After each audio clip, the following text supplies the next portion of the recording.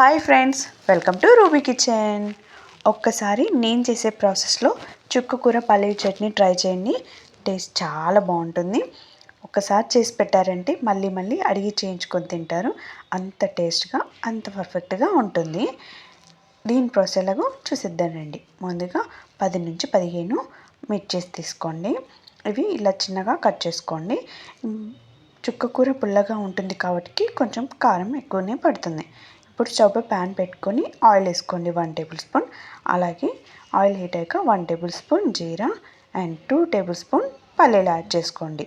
ఇది వచ్చేసి నేను ఒక 2 కప్స్ మెజర్మెంట్స్కి చెప్తున్నానండి. 2 కప్స్ చుక్కకూరకి క్వాంటిటీ చూపిస్తున్నాను. మీ క్వాంటిటీ తగ్గట్టు పెంచుకోండి. పల్లీలు ఫ్రై అయ్యాక ఇప్పుడు మనం మిర్చిని యాడ్ చేసుకొని ఫ్రై చేసుకోవాలి. ఇవి వచ్చేసి మీడియం ఫ్లేమ్లోనే ఫ్రై చేసుకోండి. పల్లీలు మొత్తం మిర్చి పల్లీలు ఫ్రై అయిన తర్వాత ఇందులో 4 వెల్లుల్లి పొట్టు తీసుకొని వేసుకొని ఒకసారి ఫ్రై చేయండి. ఇవి ఫ్రై అయిన తర్వాత స్టవ్ ఆఫ్ చేసుకొని చల్లారిన తర్వాత మనం మిక్సీ జార్లో వేసుకొని పక్కకు పెట్టేసుకుందాం. ఇవి మొత్తం ఇలా వేసుకొని పక్కకు పెట్టేయండి.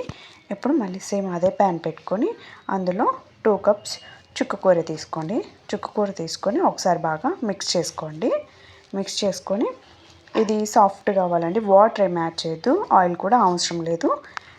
మొత్తం ఇలా మొత్తం మగ్గిపోవాలండి. ఇలా మొత్తం మగ్గిపోవాలి.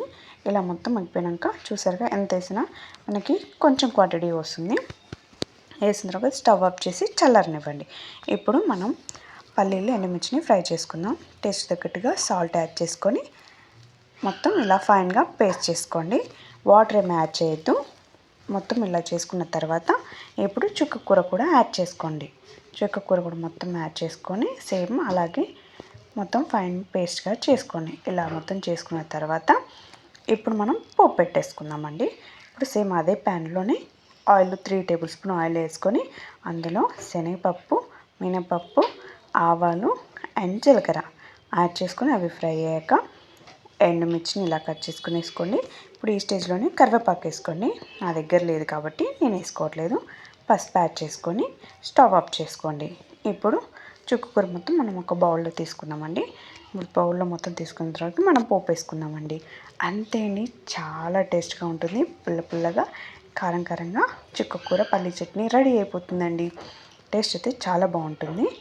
వీడియోలో వస్తే లైక్ చేయండి, షేర్ చేయండి, సబ్స్క్రైబ్ చేయండి. అలాగే మీరు వీడియో చూస్తున్నారు కానీ లైక్ చేయట్లేదండి. మీరు లైక్ చేస్తూనే చాలామందికి రీచ్ అవుతుంది అండ్ నాకు ఒక చిన్న సపోర్టింగ్గా ఉంటుంది. ప్లీజ్ లైక్ చేయండి. మీకు ఇంకా ఏ వీడియోస్ కావాలో నాకు కామెంట్ చేయడం మర్చిపోకండి.